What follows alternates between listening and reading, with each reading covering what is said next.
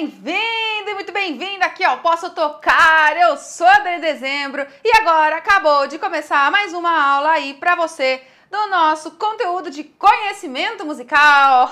É aqui nessas aulas de conhecimento musical, onde nós estudamos os diferentes assuntos da teoria, da harmonia, da percepção, nós aprofundamos tudo que envolve o entendimento da música como uma linguagem, para que esses conceitos saiam logo do papel, entrem na sua mente, para que você entenda e que passe para o seu corpo, que você consiga logo conectar eles com a sua prática e assim você se perceba evoluindo na música, sendo capaz de aprender músicas mais avançadas de forma contínua, num tempo 10 vezes mais rápido, no instrumento que você toque, independente de qual seja ele. Hoje, a nossa conversa aqui é um tanto quanto curiosa. O tema que eu escolhi para trazer aqui para vocês é: qual é a diferença entre harmonias funcional, tradicional, popular, tonal? Você já escutou esses termos todos que a gente escuta por aí quando a gente começa a crescer o nosso entendimento, nosso aprofundamento na música? E geralmente geram uma confusão, ou no mínimo uma curiosidade, né? A gente fica pensando, uai, o que é? Parece que tá falando coisas diferentes, faz parte do mesmo campo de estudo, são campos diferentes? Como que é isso? Como é que funciona?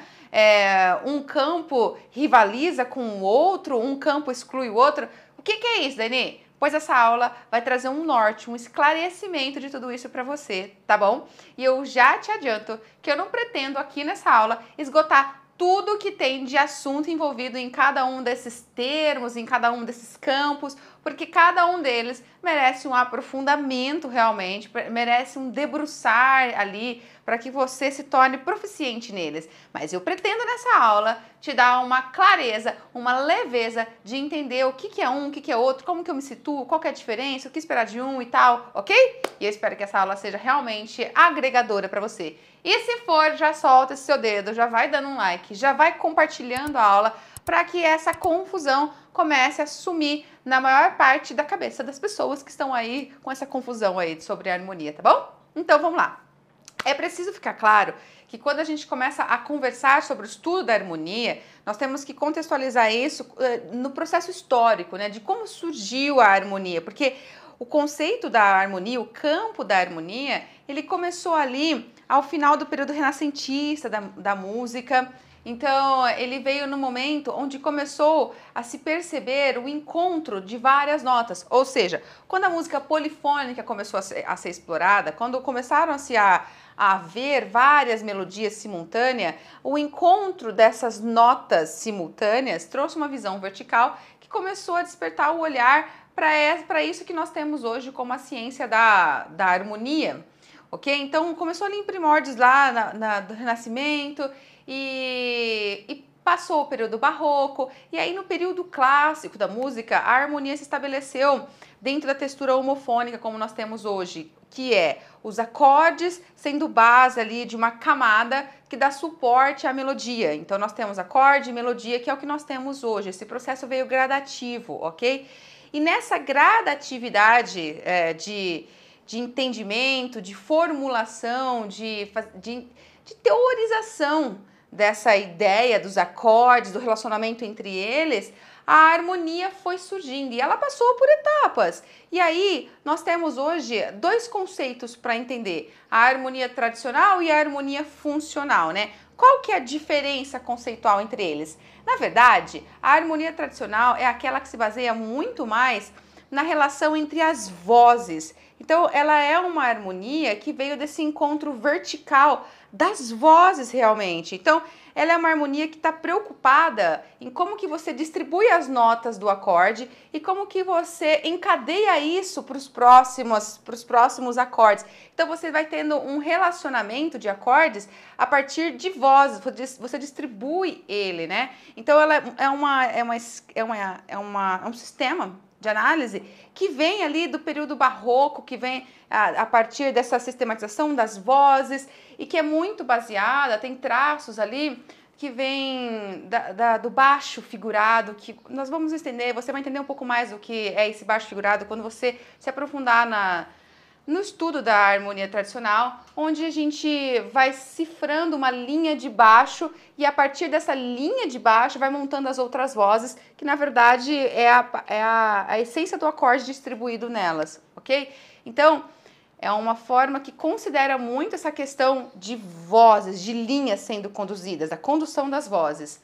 Já a harmonia funcional, ela se preocupa muito mais com a função de cada acorde. Até o próprio nome diz, né? Ela tem como princípio do discurso harmônico a sensação e a função que um acorde vai desempenhar dentro do contexto tonal que ele está. Então é onde nós temos a centralização de 3 funções: a função tônica, a função subdominante e a função dominante. A harmonia tradicional, ela não está muito preocupada com isso, ela não está lidando com esse enfoque. A harmonia funcional está, ela posiciona os acordes nessa posição e o caminhar entre eles, o que vai acontecendo, sempre tem a ver com a lógica desse relacionamento funcional.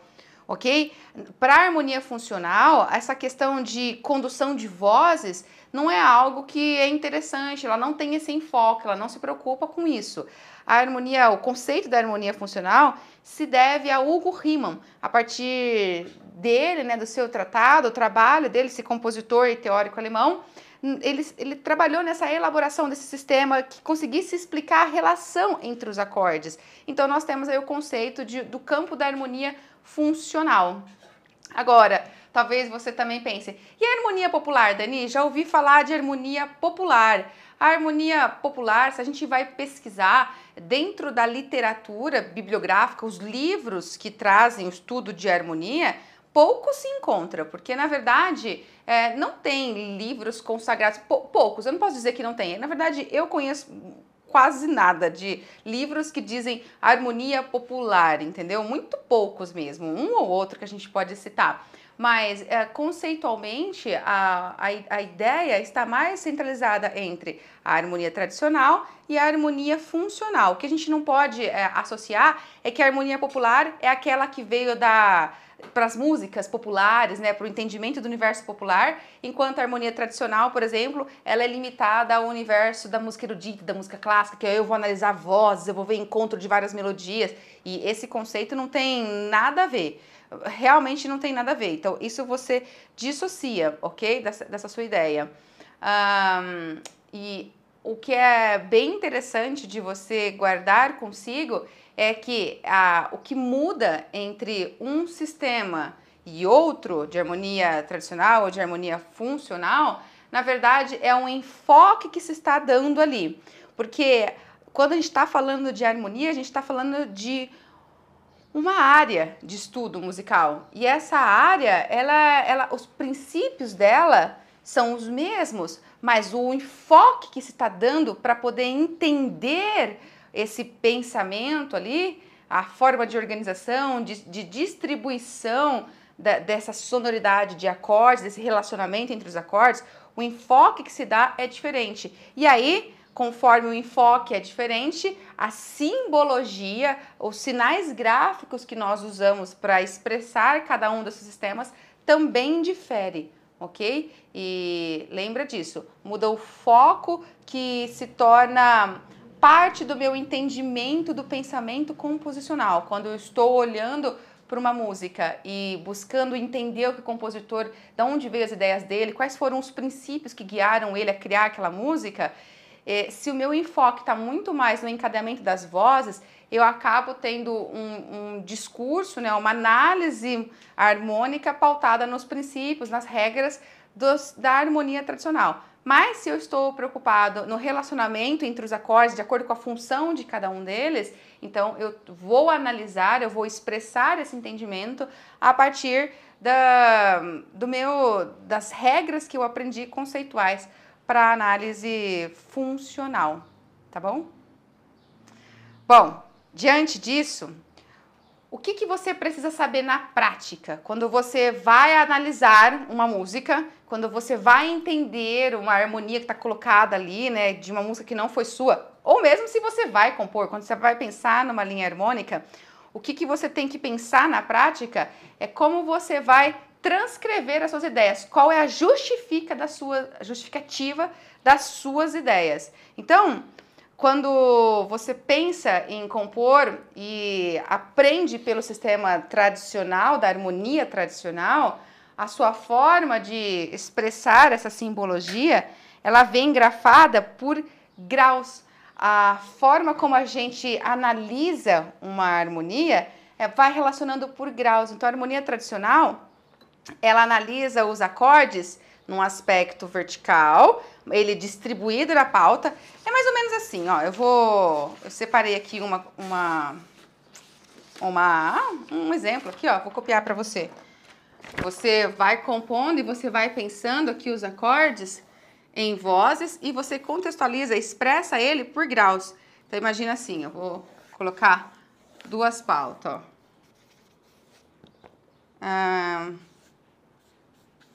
Aqui.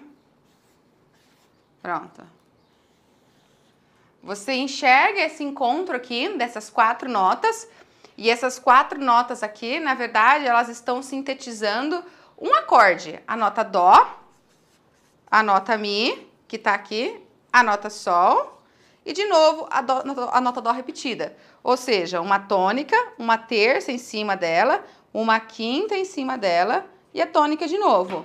Isso aqui é a formação do acorde de Dó, não é? Na harmonia popular, né, na forma da gente representar isso, vem com a cifra. Então, a harmonia popular, ela traz essa cifragem que a gente está acostumado, ok? Eu vou cifrar o acorde e seu acorde de Dó, certo? Porém, na análise da harmonia tradicional, você vai contextualizar isso dentro de uma tonalidade também e você vai falar, esse é o primeiro grau, ok? Porém, se você fizer um caso assim, onde você escreve o mesmo acorde, só que você distribui ele de forma diferente. Por exemplo, assim, é o mesmo acorde. São as mesmas notas, só que agora tá Mi, depois Dó, depois Sol. E o outro Dó aqui. Você percebe que a tônica tá aqui do mesmo jeito, mas antes veio a terça, então a terça tá no baixo. E que a quinta tá aqui. E aí repetiu a tônica. Então você percebe que esse acorde está invertido. Na cifragem, né, na harmonia popular, nós iríamos escrever Dó com barra em Sol. Na verdade, se pronuncia Dó com baixo em Sol, tá? Dó barra... Ah, que Sol! Que louca! Dó com baixo em Mi. Onde tem Sol aqui? O baixo é Mi. Dó barra E. Ok? Dó com baixo em Mi. É assim que nós iríamos cifrar. Porém, na harmonia tradicional, você ia cifrar 1 com 6. E aí, tem essa simbologia do grau, do posicionamento dele dentro de uma tonalidade, né? Esse grau vem do posicionamento dele numa tonalidade, partindo daquele entendimento de que você tem do campo harmônico, do posicionamento dos graus em cada uma das tonalidades. E aí, imagine que está em Dó maior, você fala, é o primeiro grau, mas ele está invertido, está com a terça no baixo, então a representação para a terça no baixo é um número 6. Ou seja, a forma de grafar, de analisar, de eu expressar o meu entendimento do posicionamento das ideias do compositor é que varia. Eu estou começando a usar uma simbologia em graus e esses números aqui, que vem aqui do ladinho, um número pequenininho, são números que trazem o parentesco, né? Eles vêm assim, é um traço histórico, né? Uma herança do baixo, da linha do baixo figurado.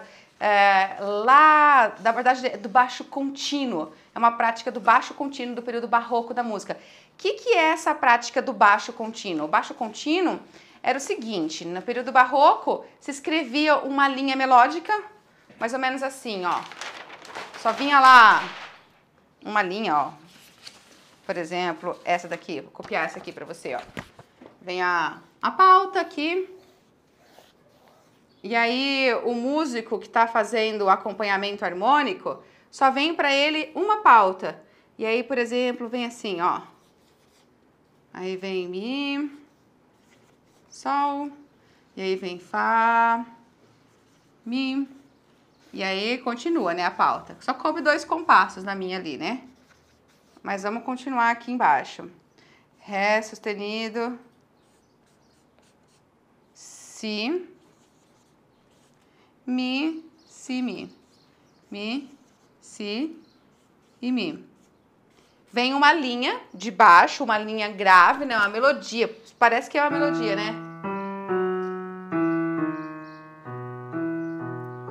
E, ok?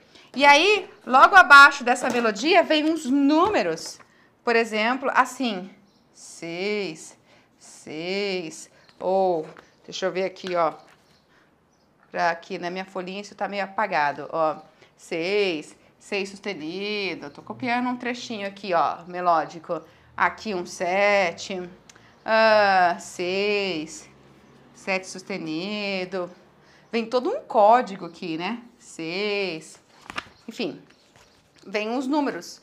Então, isso era uma prática comum na escrita do período barroco, dentro desse baixo contínuo que era realizado, esse baixo cifrado, que era o organista, o cravista, o instrumento harmônico que iria acompanhar o conjunto instrumental, ele aprendia a calcular em cima de cada uma dessas notas aqui, desse grave, o intervalo que ele colocava acima. Então esse número 6 corresponde ao intervalo de sexta, e aí acabou gerando uma espécie de cifra, como se fosse uma cifra, os músicos decoraram, né? Cada combinação de cifra, numérica no caso, né? Expressava um intervalo que ele calculava acima desse baixo e aí montava um acorde. Então ele montava o acorde meio que em caráter improvisatório, porque ele sabia, ele batia o olho nesse número 6, ele sabia, ele tinha que calcular uma sexta. Então ele ia fazendo a harmonia, ele distribuía a harmonia em um pensamento de vozes, né? Ele enchia, que tocava isso aqui, a partir de uma única nota escrita, do baixo. E ele sabia calcular o intervalo que era desejado, e ele montava o acorde e ele ia improvisando essa linha de acompanhamento harmônico que só estava escrito o baixo, ok? Com o baixo cifrado, né? Com essas cifras numéricas ali, né? Era uma prática bem recorrente no período barroco. E a harmonia tradicional traz isso, bebe um pouco disso, né? Tá nesse berço. Então, nós acabamos, quando a gente está estudando a harmonia tradicional, a gente acaba memorizando essa forma de entender e de associar essas simbologias de números, né? De forma que a gente tem o seguinte, ó. Veja o seguinte. Vou colocar aqui para você tomar nota, tá bom? Se eu tô falando em tríades, você sabe que quando a gente tem um acorde, esse acorde pode ter 3 posições, não é? Ele pode aparecer na posição fundamental, ou ele pode aparecer na primeira inversão, ou ele pode aparecer na segunda inversão. Ele pode mexer as notas dele, não é? Se ele estiver na posição fundamental, a tônica está no baixo. Se ele estiver na primeira inversão, a terça está no baixo. E se ele estiver na segunda inversão, a quinta está no baixo. Então aqui eu vou colocar quem é o baixo. E aqui é a posição. Ok? Pois quando o acorde está na posição fundamental, não coloca-se nenhum número, só põe o grau dele. Eu escrevo que ele é o grau 2, que ele é o grau 3, ok? Quando o acorde está na primeira inversão, coloca-se o número 6. E aí você pode pensar, mas da onde vem isso? Na verdade, isso vem da ideia do 3 e 6. Por quê, Daiane? Ó, pensa comigo. Eu vou escrever aqui um acorde de Dó na primeira inversão. Ou seja, eu ponho a terça dele no baixo. Mi, Sol e o Dó aqui em cima. Se você calcular aqui, essa nota aqui, o baixo é esse, né? Essa nota aqui forma um intervalo de terça com o baixo. Então, é o número 3. E essa outra nota aqui em cima forma um intervalo de sexta com o baixo. Daí vem o número 6. São os intervalos que acontecem a partir dessa nota do baixo. Então, é o 6 e o 3, né? A primeira nota forma uma terça de intervalo e a outra nota que está lá em cima forma uma sexta. Só que, usualmente, não se escreve, né? Não se adota mais, usualmente, isso. E acabou padronizando que apenas o fato de escrever 6 indica que esse acorde está na primeira inversão. Do mesmo jeito, se coloca 6, 4 quando está na segunda inversão. E da onde vem isso para tríade? Da mesma ideia intervalar. Por exemplo, eu vou escrever aqui um Dó com a quinta no baixo. Dó é Sol, aí o Dó e o Mi aqui em cima. Então, a quinta ficou no baixo, né? A harmonia popular ia cifrar desse jeito. Dó com baixo de Sol, aqui Dó com baixo em Mi, certo? Quando a gente coloca isso, é porque a gente calculou que essa nota aqui, essa primeira nota formou um intervalo de quarta com esse baixo, e essa outra nota formou um intervalo de sexta. Porém, aqui usa-se 6, 4 mesmo, não tem outra forma, né? Não se abandonou o 6, ficou só usando o 4. Usualmente se adota a simbologia 6 para quando a gente tem um acorde que está com a terça no baixo, e a simbologia 6, 4 para quando tem um acorde que está com a quinta no baixo, ok? Então, na prática, significa que quando você vê uma música e você vai analisar essa música, você vai colocar o grau dela, por exemplo, se ela for grau 1, você coloca assim, se for grau 2, você pode colocar assim, se for grau 3, você pode colocar assim, se for grau 4, assim, se for grau 5, se for grau 6 e se for grau 7, assim. É até estranho, talvez você vai estranhar, né? Porque eu fiz aqui pequenininho, tá vendo? É como se eu tivesse feito minúsculo, né? Alguns autores adotam essa ideia de colocar o número aqui, ó, pequenininho. Esse é o segundo grau, né? Aqui seria o terceiro grau em número romano. Aqui é o sexto grau e aqui é o sétimo, né? Grau em número romano, enfim. Mas no campo harmônico maior, você sabe que esses acordes aqui, o 2, o 3 e o 6 são acordes menores, que tem a terça menor e que o sétimo ele é diminuto, né? Pois é, alguns autores adotam a forma de demonstrar no grau, por ele estar minúsculo, entre aspas, né? Que esse acorde, que esse grau é menor, tá? Não são todos os autores que adotam isso. Por exemplo, Paul Hindemith lá não adota no livro dele essa diminuição. Mas o Stefan Koschka adota, o livro da professora Marisa Ramírez adota. Então, há algumas variações nessa teoria dos graus, ok? O fato é que são graus. Uns vão colocar menor para expressar que esse acorde já é menor mesmo, outros não. Ainda assim, além de colocar os graus, você vai acrescentar números ao lado dele se você observar que esse acorde está invertido, porque isso traz para você a visão da distribuição das notas. Você enxerga cada nota que forma ele. E aí isso está começando a fazer você ficar pensando nesse encadeamento de notas. Estava esse baixo, foi esse outro aqui. Você começa a ver o encadeamento das notas. Você mantém o pensamento da visão horizontal, né, da condução das vozes, ao mesmo tempo que você está fazendo o pensamento na vertical para identificar qual é o acorde, qual é a harmonia, né, qual é a essência daquele acorde. Entende? Então você acaba memorizando isso aqui para quando você está lidando com tríades e acaba memorizando uma outra sequência numérica para quando você está vendo tétrades. Qual é a outra sequência numérica? Essa aqui, ó. Tétrades. Você sabe que a tétrade, por ser um acorde que tem 4 sons, já vai ter mais uma inversão. Ele tem a posição fundamental, tem a primeira inversão, a segunda inversão e a terceira, né? Porque tem 4 notas, então qualquer uma dessas pode ficar no baixo. Se quem ficar no baixo for a tônica, é a posição fundamental. Se quem ficar no baixo for a terça, então eu já inverti o acorde pela primeira vez. Se eu colocar a quinta no baixo, eu inverti o acorde pela segunda vez, ou seja, a segunda inversão. E se eu colocar a sétima no baixo, eu estou fazendo a terceira inversão do acorde. E quando acontece isso, quando o compositor escreve esse acorde na pauta, quando ele vem escrito, distribuído ali numa escrita, como se fosse uma escrita coral, né? E você vê essa variação de baixos, então você representa assim. Essa é a forma usual que se tem dentro do campo do estudo da harmonia tradicional. Que na verdade vem disso aqui, né? Ó. Aqui, ó. E que é fácil de entender. Porque você, na verdade, pensa os intervalos de formação, né? Ó, vou até fazer uma pauta grandona aqui pra gente visualizar isso, ó. Ó, pensa no acorde de Fá. Se eu escrever o acorde de Fá todo aqui, com a fundamental no baixo, eu vou contextualizar ele dentro de uma tonalidade. Vamos supor que eu estou pensando em Dó maior, então eu sei que ele é o 4º grau, eu vou escrever que ele é o 4º grau, e como ele está na posição fundamental, a tônica está no baixo, eu escrevo que ele tem um 7. Mas se você avaliar, por que é isso? Porque essa nota aqui formou um intervalo de terça, A próxima nota formou um intervalo de quinta e a última nota formou um intervalo de sétima com o baixo. E usualmente deixa tudo, só põe 7 do lado do grau. Mas se esse acorde aparecer invertido, se aparecer primeiro o Lá em vez do Fá, né? Aí o Fá vai lá para cima. Se ele aparece invertido, escrito na pauta de forma invertida, então a relação intervalar que se formou aqui é de uma terça com esse baixo, uma quinta com esse baixo e uma sexta com esse baixo, tá vendo?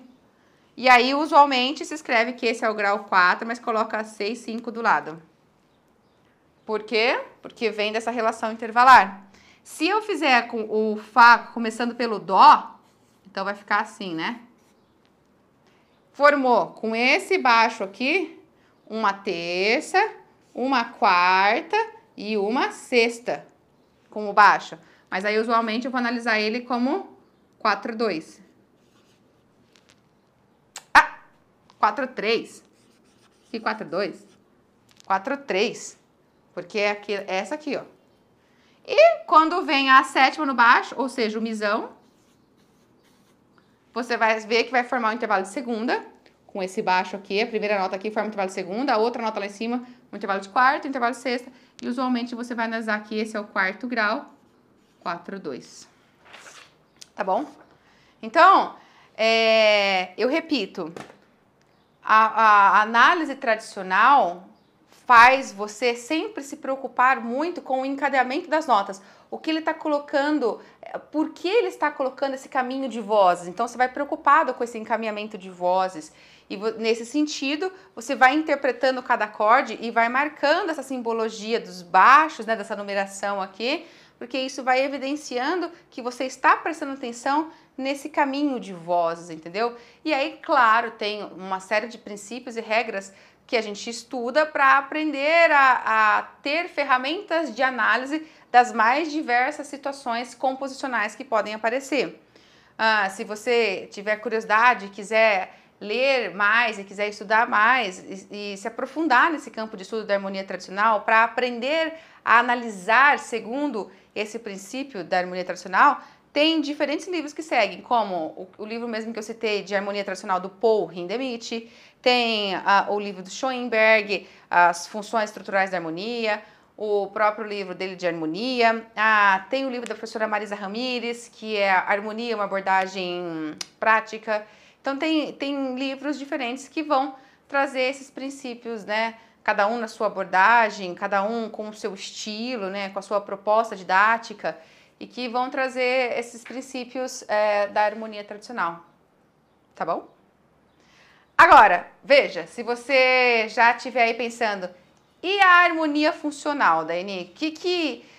O que a harmonia funcional traz para mim na prática? Lembra que a harmonia tradicional, ela tem a ótica de enfocar do eu, né? Ela tem a ótica de focar no relacionamento funcional dos acordes. Então, a essência dela gira ao entorno da compreensão das funções tônica, subdominante e dominante. Os acordes, eles são contextualizados, o pensamento, o relacionamento entre os acordes é sempre contextualizado a partir dessas funções, dessas sensações que a tônica tem, que a subdominante tem e que a dominante tem. Onde a gente sabe que dentro do discurso tonal, a tônica é aquela função onde os acordes trazem mais uma sensação de repouso, uma sensação de relaxar, que na verdade é um discurso que se baseia numa ideia de que a partir dessa estabilidade, ou eu posso me afastar dela e começar a criar outras coisas, ou eu posso voltar para ela e me aproximar dela de novo. E esses movimentos de se afastar da tônica ou de voltar para a tônica sintetiza a ideia do pensamento tonal, de ter um centro tonal, que é a tônica, que envolve, que relaxa, e aí os próximos acordes vão indo para se afastar dela e depois voltar para ela. Então sempre tem um centro que volta, um imã, né?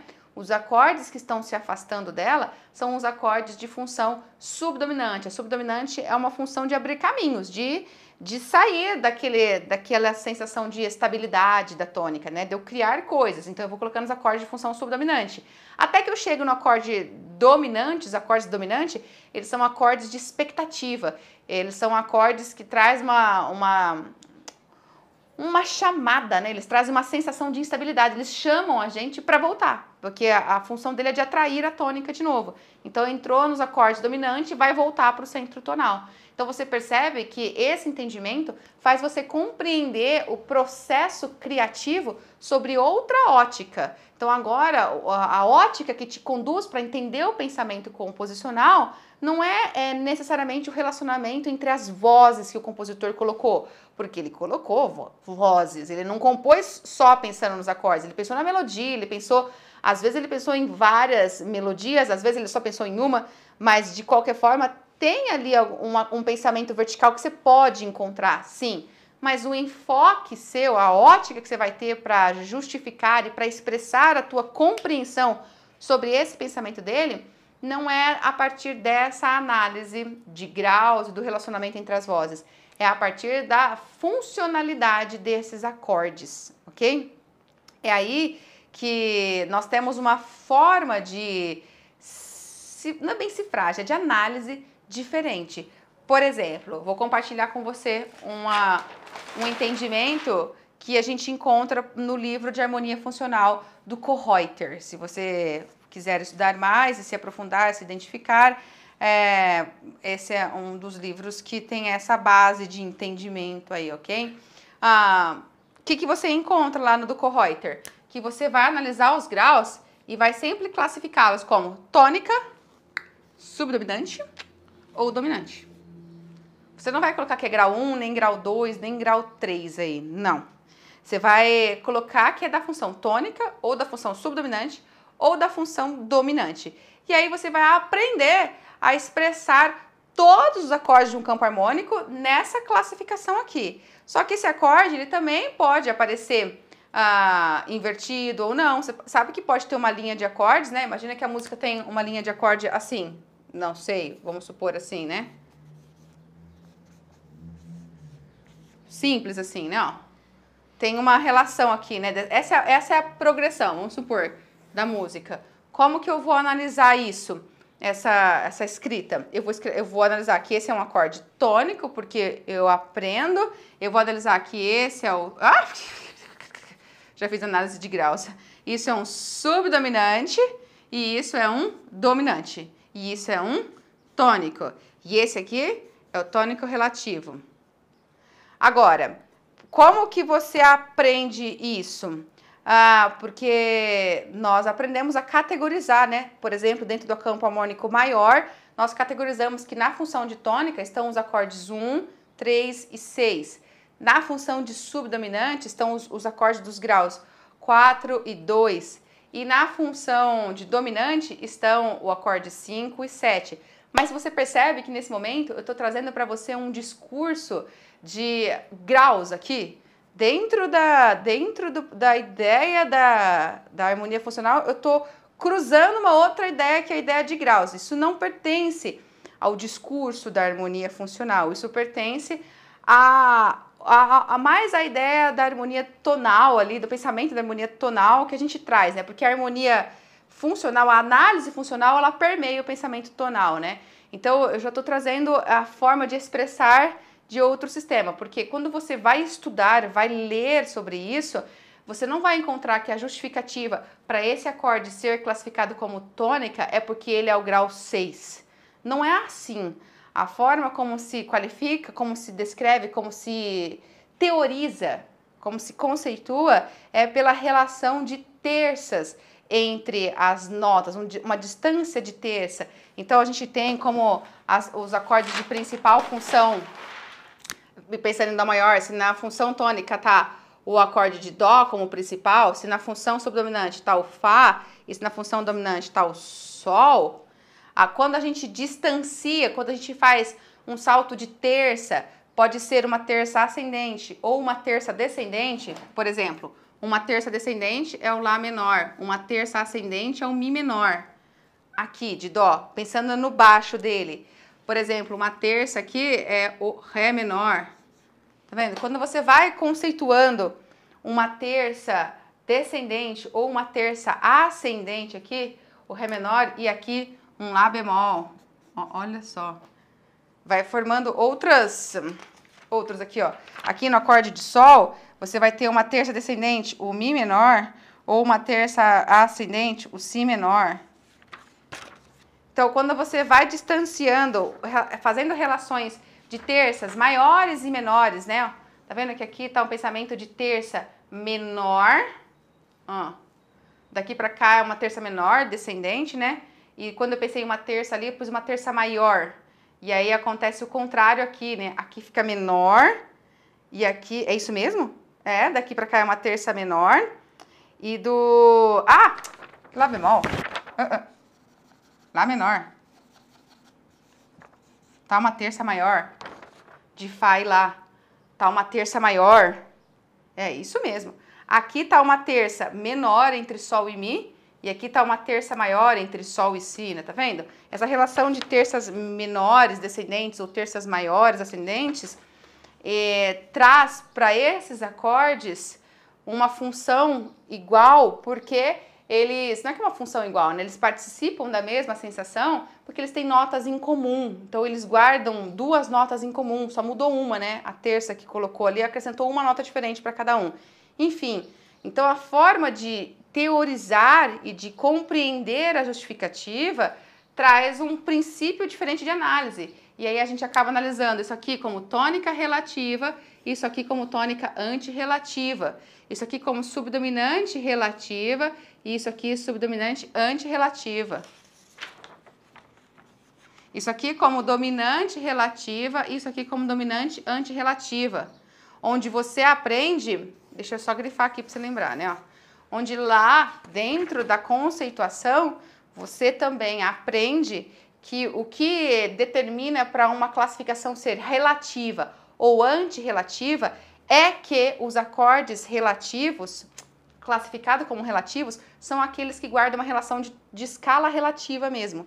Então, tipo, Dó, a escala relativa é Lá menor, Fá, a escala relativa seria Ré menor, o Sol, a escala relativa, a tonalidade relativa de Sol seria Mi menor. Então, é categorizado como as funções relativas ou antirrelativas. Tá percebendo que é um outro sistema de entendimento, de forma de julgar, de analisar uma sequência? Você olha uma sequência de acordes e expressa o seu pensamento, expressa que você entendeu o que o compositor pensou, qual foi a lógica que ele usou, a partir da sensação funcional que eu tô aqui, né, ó, é um acorde tônico, continua na tônica, então o movimento ainda é de estabilidade, aí eu fui para subdominante, então eu me distanciei, eu tô abrindo caminhos, lógico que eu fiz uma composição super mega simplista, né, eu abri o caminho, me distanciei da tônica, já tô puxando a tônica de novo porque eu coloquei um dominante, que é aquela função que vai voltar para tônica, então fica muito previsível quais seriam os possíveis acordes que ele coloca aqui. Então, você expressa o seu entendimento do pensamento composicional com outra simbologia, entende? Onde o norte vai sendo essa relação das funcionalidades. E, lógico, isso que eu falei aqui para você é uma pincelada, porque eu citei apenas o caso de você encontrar os acordes que estão assim, relativos, né? Mas e quando os acordes estão invertidos, estão com outra nota no baixo? E quando nós temos os acordes que tem sétima, existe toda uma forma de qualificação que a gente estuda, que a gente adota, que a gente segue, ok? Mas por aqui já dá para você entender o princípio e como cada sistema vai trazendo para a gente um norte de análise. Talvez aí você me pergunte agora, tá, Dani, e a harmonia tonal? A harmonia tonal, o pensamento da harmonia tonal, né, que veio ali de Schoenberg, ele sistematizou esse modo de entender o tonalismo até as suas fronteiras. Na verdade, no pensamento tonal, a função, pensar em funções, é o papel específico designado a cada acorde. Então, na verdade, as funções, o pensamento funcional permeia a análise do entendimento da harmonia tonal, essa forma de seguir, né? Um dos livros, um dos métodos que você encontra que segue essa proposta é o método do Ian Guest, que muita gente estuda e conhece o método do Ian Guest. E ali a gente tem essas ideias de análise funcional junto, a gente contextualiza essas ideias funcionais e também a gente traz essa ideia de entender isso dentro até das fronteiras do sistema da tonalidade, expandindo ao máximo os recursos que eu estou dentro de uma tonalidade, né? Até que hora que eu começo já a sair da tonalidade, e aí a gente já encontra ali uma certa mistura dos dois princípios, mas mais ou menos, né? Porque na hora de você analisar a harmonia, na hora que você vai analisar a harmonia, você vai usar graus, você coloca o grau, se é o primeiro, se é o quarto grau, se é o segundo. Então você usa a teoria dos graus, né? Mas você também expressa a forma desse grau, né? A qualidade do acorde, colocando aqui se ele é menor, você coloca um Mzinho. Isso não acontece na harmonia tradicional, você não coloca esse M. O máximo que acontece na harmonia tradicional é você colocar, por exemplo, o sinal de mais ou o símbolo de diminuto. Isso acontece na harmonia tradicional para representar acordes aumentados ou acordes diminutos, né? Mas M, uma letra do alfabeto, não se agrega junto aos graus romanos, lá os números romanos. Não. E aí aqui a gente já encontra, né, essa outra abordagem, essa outra forma de expressar, né, dessa harmonia tonal, de expressar os graus, a forma como eu enxergo o acorde. E também ali o pensamento vai muito do relacionamento cadencial, as cadências.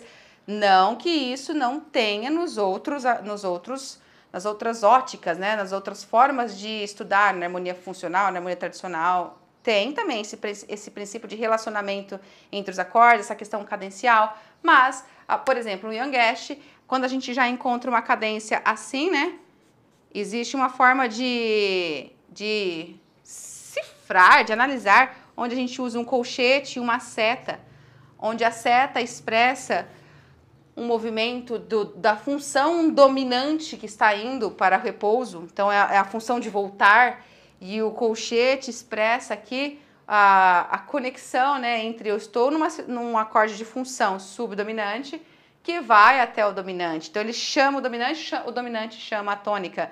Então ali a gente encontra tanto essa questão dos graus, como encontra também o uso de cifras, que é uma forma de nomeação dos acordes. A gente cifra Ré menor, Sol e Dó. E isso a gente já não encontra, por exemplo, no livro do Kohlreuter, essa cifragem tal qual da harmonia popular, né, de cifrar o acorde mesmo. Isso já não tem. E por aí, então, você vai percebendo que um sistema não necessariamente exclui o outro, mas também ele pode se tornar confuso se você ficar estudando todos eles juntos.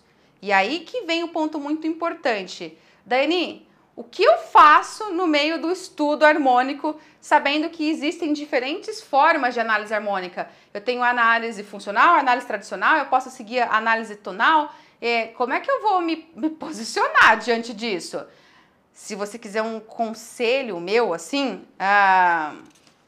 escolhe um sistema. Escolhe um sistema de estudo por vez. Porque senão você vai ficar confuso na forma de expressar, de analisar. Quando nós estudamos harmonia, nós vamos precisar fazer muitos exercícios de análise harmônica, porque é assim que nós vamos entender a lógica do emprego daqueles acordes, porque entender isso faz a gente entender a ideia criativa, como que ele organizou todo esse material e por que aquilo está ali. E isso dá pra gente um aprofundamento do entendimento da música como uma arte, como que se cria a música. Então você tem que fazer muitos exercícios de análise. E se você tiver um dia estudando a harmonia tradicional e fazendo exercícios em análise tradicional, analisando, colocando os graus, os números lá que vem do baixo cifrado, aí no outro dia, na semana seguinte, você começou a fazer a análise funcional. Então você coloca só a letra T, a letra D, a letra S, SA, SR, a D cortado, porque a dominante está sem fundamental. Na semana seguinte, vai chegar uma hora que você não vai mais saber qual você está fazendo. E a miscelânea vai ser muito grande. Então, os princípios, a ótica que cada sistema harmônico te traz, é uma ótica que pode se somar. Ela não se exclui, porque são óticas que fazem você enxergar pontos que são importantes. A harmonia tradicional faz você enxergar esse caminhamento de vozes que é importante. Você acaba tendo, a partir dessa sua ótica de vozes, você acaba tendo ideias interpretativas que são muito importantes. Você enxerga que um acorde sus que está distribuído assim, né? Tá aqui, está tocando isso tá assim, mas depois ele tá assim. Porque, na verdade, a quarta, no acorde seguinte, se resolveu. Então, você enxerga um movimento de uma voz, um movimento que essa voz intermediária fez, que, na verdade, mudou a dissonância que acontecia na música. E aí, isso traz ideias sutis de condução, de interpretação, de como você resolve aquela instabilidade do acorde sus, e isso foi uma ótica que veio a partir de um exercício de enxergar esse movimento, que é o que a gente enfoca lá na harmonia tradicional. Mas você associou essa ótica com a ótica da própria harmonia funcional. Você sabe que esse acorde sus está num contexto de um acorde dominante. Então ele está criando uma expectativa, né? E a hora que ele resolve a terça, ele ainda não resolveu a expectativa, que a expectativa vai resolver depois. Então, a ótica funcional também traz para a sua interpretação possibilidades sonoras que se agregam. Então, as óticas, elas acontecem, elas se somam, entendeu? Mas o exercício, a forma de aprender a analisar, a expressar, vai ficar muito confuso se você for migrando para um sistema para outro, vai virar um bolo na sua cabeça, vai virar um bolo de neve, assim, né? Um novelo de linha aí, tudo embaralhado. Na verdade, meu conselho é, foca numa linha por vez, faça exercícios dessa linha.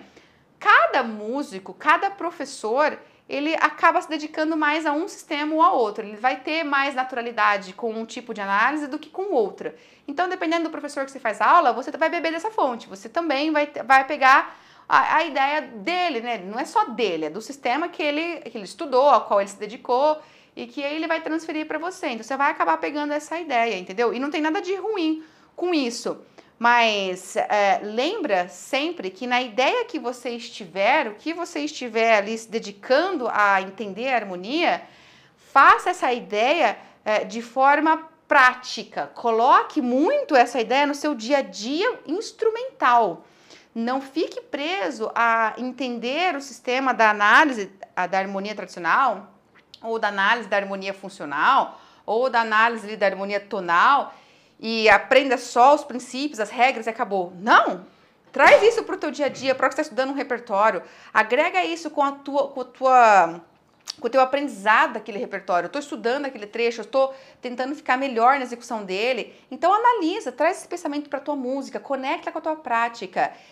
Isso é muito, muito essencial mesmo, senão todo o estudo harmônico perdeu a sua finalidade, porque não é só para a gente entender a linguagem musical e entender o pensamento do compositor e poder compor, e poder fazer arranjo, e poder criar ali, improvisar, não é só para isso. É para também quando eu estou no papel de intérprete, interpretando a música, para que eu use esse pensamento dele para facilitar a forma como eu produzo o som, como eu tiro o som do meu instrumento, para entender cada notinha que ele colocou ali, o porquê que ele colocou aquela notinha. Então, sempre conecta muito isso com a prática, tá? Não deixa só ser um puro entendimento de regras conceituais, porque só esse estudo já vai te dar muito trabalho, você vai ter que se dedicar bastante já nisso para você ter familiaridade com essas regras, com esses conceitos, com essa forma de analisar, ok? Mas aí vai ficar só nisso, aí perdeu a essência que seria muito proveitosa, que é de colocar no teu dia a dia e que, na verdade, para mim é o principal, né, do entendimento harmônico. Porque mesmo que você falar, não, mas eu não quero ser um músico intérprete, eu quero ser um músico compositor, eu vou me dedicar para compor. Mas um músico compositor tem que saber tocar alguma coisa, porque ele tem que saber como que tá soando aquilo, ele tem que tocar os instrumentos, ele tem que saber o timbre de cada instrumento. Não adianta ele ficar só, eu não vou colocar a mão no instrumento e vou compor só por regras. Não vai rolar. Então, você tem que saber tocar e tocar melhor. Então, você agrega esse pensamento junto com a tua prática. Tá bom? Tá fazendo sentido para você? Ficou um pouco mais claro o caminho, né, a diferença de cada uma dessas linhas de estudo da harmonia? Eu sei que podem estar surgindo muitas dúvidas. Eu sei que você deve estar assim, nossa, mas e agora? Qual que eu sigo? Eu faço uma ou outra? Eu sei que esse questionamento começa a surgir, mas eu vou te dar uma orientação que é importante. Os princípios do estudo da harmonia, eles não divergem.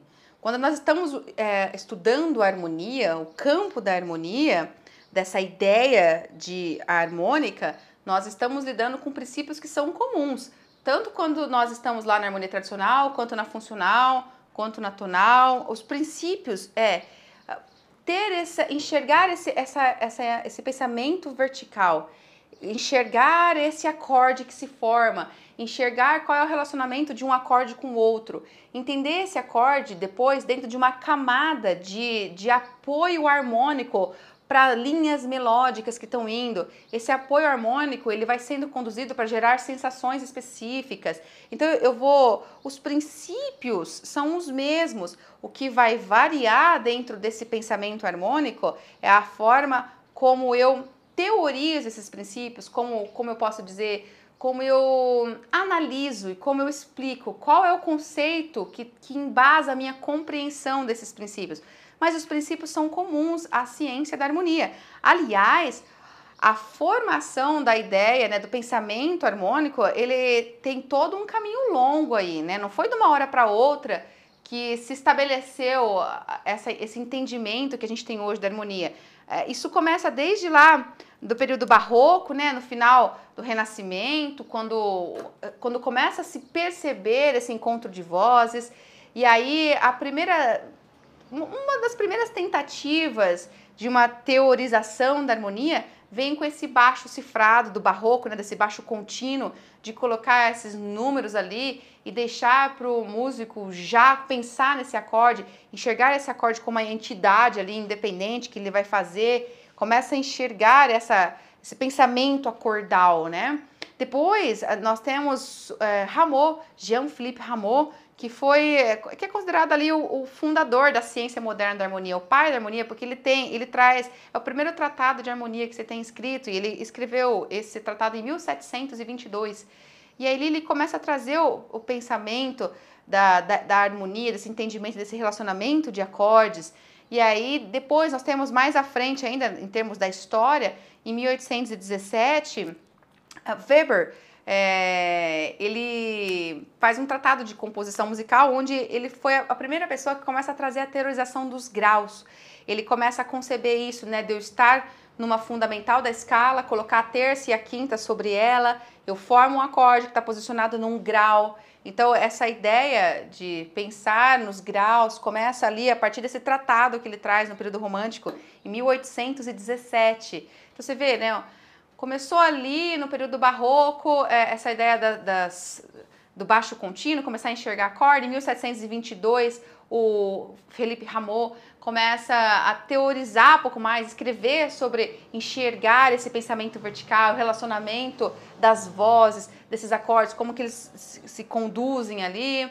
E aí vem Weber com esse tratado de composição, onde ele traz essa ideia de graus, né? E aí depois chega Riemann, em 1887, com o pensamento funcional, onde ele expande para entender, para codificar a linguagem musical e para tentar acompanhar o que já estava acontecendo no período clássico, onde já se tinha o acorde estabelecido mais como uma camada de acompanhamento, né? Onde a textura era mais homofônica já, menos polifônica, menos vertical. Então já se enxergava o acorde como uma entidade, né, independente que estava fazendo uma cama harmônica. Isso começa no período clássico.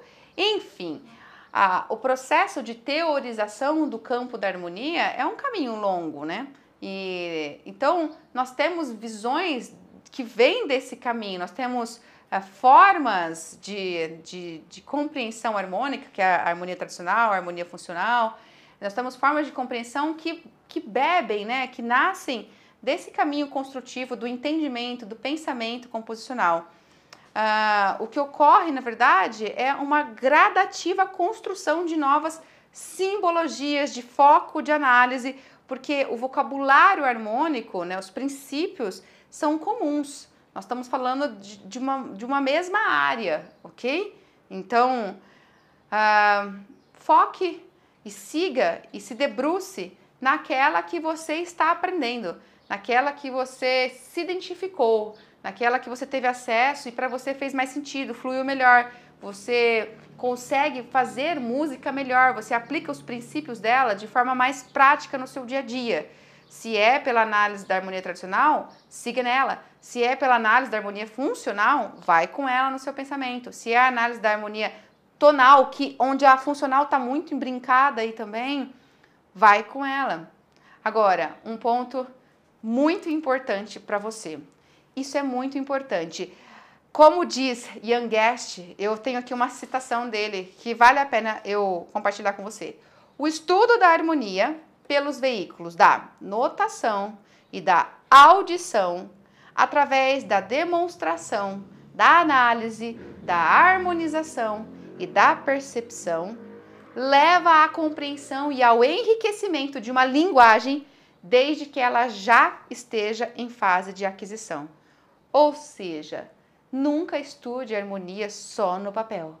O teu aprendizado harmônico tem que passar pela experiência harmônica, pela experiência auditiva, essa questão da sonoridade. Então, estudar harmonia, se você permear os campos da notação, ou seja, a escrita, né, a análise, a grafia, a simbologia, mas da audição, da demonstração, da prática, da análise, da harmonização, você colocar, tocar, harmonizar, perceber essas sensações, tudo que está sendo ali trazido como uma coisa teórica, conceitual, se você vivencia isso, se você conecta com o teu ouvido e não fica só nas regras, aí você tirou um ótimo e um muito importante aproveitamento do estudo harmônico. Não pode ser feito só no papel, e não é apenas o Ian Guest que diz isso, né? Isso já grandes pedagogos, enfim, dizem que a gente não tem que aprender música só no papel, e eu sempre digo isso aqui também, porque senão você não toca melhor. Porque assim, quem quer ficar estudando harmonia só pelo prazer de estudar harmonia é um ou outro. Tem pessoas, e você pode ser uma dessas, que tem assim, uma paixão por entender as regras e gosta só das regras, entendeu? Assim, já se satisfaz em entender as regras. Para você é o que te deixa doido, entendeu? Te deixa doida, te deixa fascinada. Mas é uma ou outra pessoa.